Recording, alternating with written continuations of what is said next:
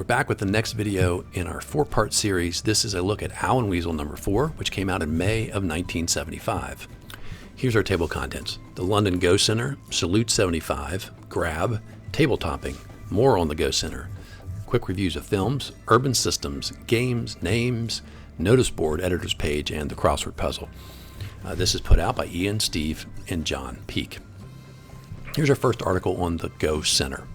Faced with the alternative of my annual Easter visit to Manchester, I had no second thoughts about accepting an invitation to attend the opening of the London Go Center, March 29.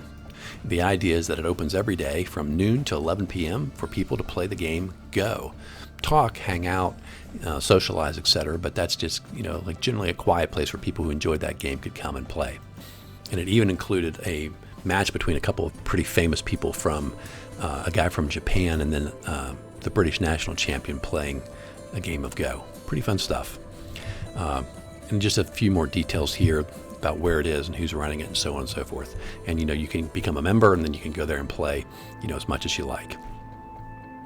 Salute 75. And this is basically an event to celebrate wargaming. And of course has all kinds of people there showing their wares and so on and so forth. He said, had a great number of people inside in spite of having charging admission to get in. And again, a big day filled with wargaming. And they even had a PA system set up to tell people, like announce as the games are going on to make it more exciting for people that were there. Next, this little article is called Grab. First in our series, Lunatic Games of Insanity, we're going to talk about a game of ancient and honorable origins enjoyed as an outdoor sport by the Romans, revived in England in the Middle Ages.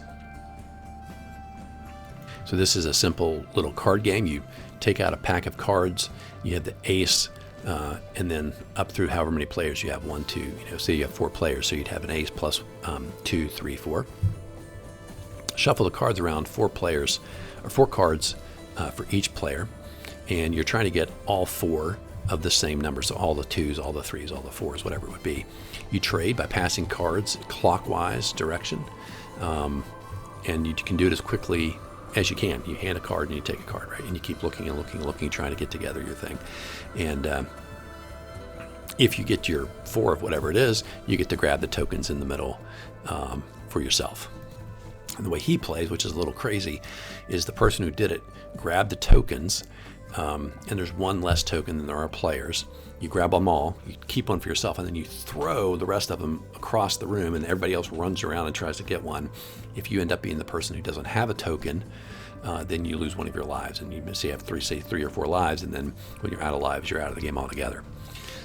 The kind of game you'd like if you're like a teenager or in your 20s, maybe feeling a little good at the end of an evening kind of thing. Okay, next we have an article called Table Topping, which is basically focusing on the advent of wargaming, metal miniatures and so forth. And so this is just sort of a background about the history of wargaming and simulations, what basically you need, which of course are, armies, and you need to have a set of rules you agree upon, ability to measure distances on a tabletop or on the floor. As he says, some people build terrain very intricately. Some people sort of just use like a little box or something to be a hill.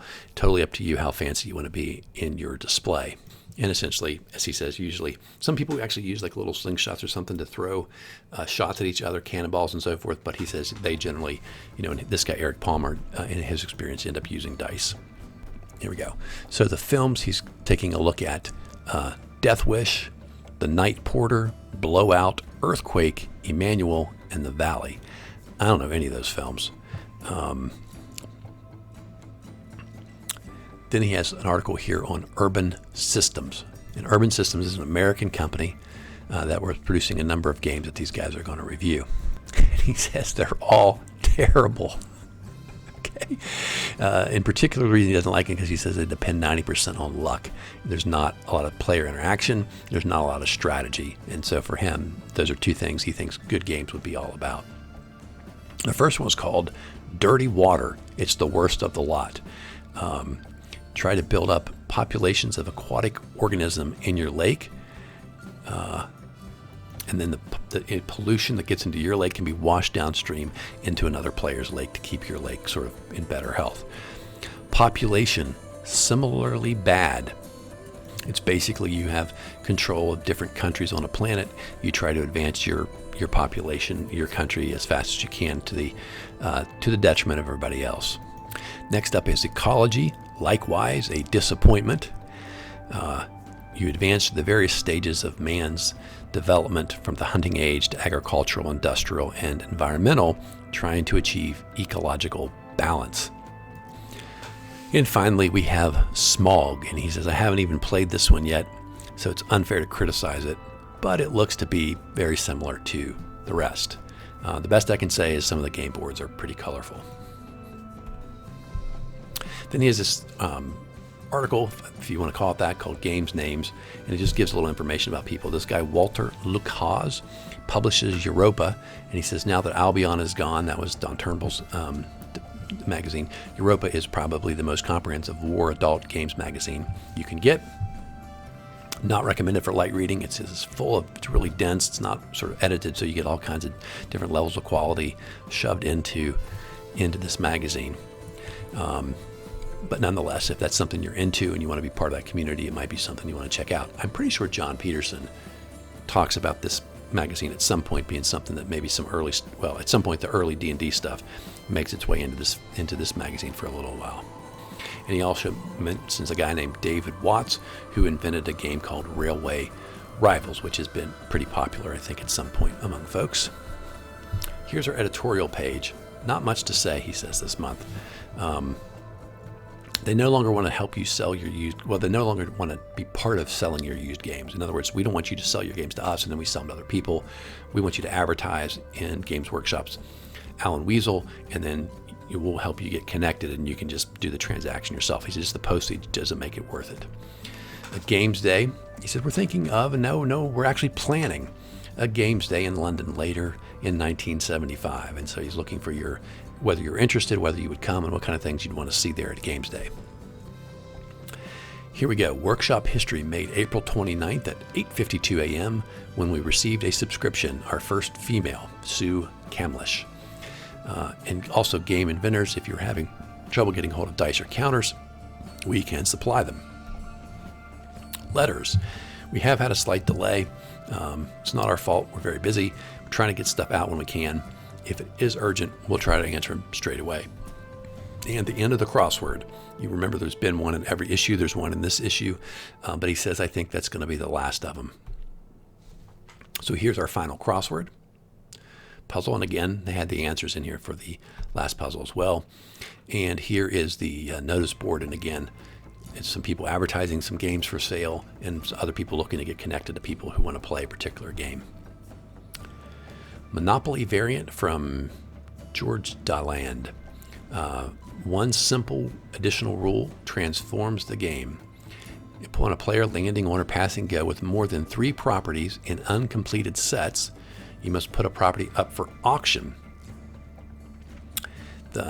This is used with potentially other rules where the bank can bail players out of trouble so that you don't get into bankruptcy.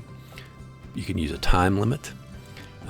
And these 3 rules can help ameliorate some of the biggest frustrations a lot of people have with Monopoly.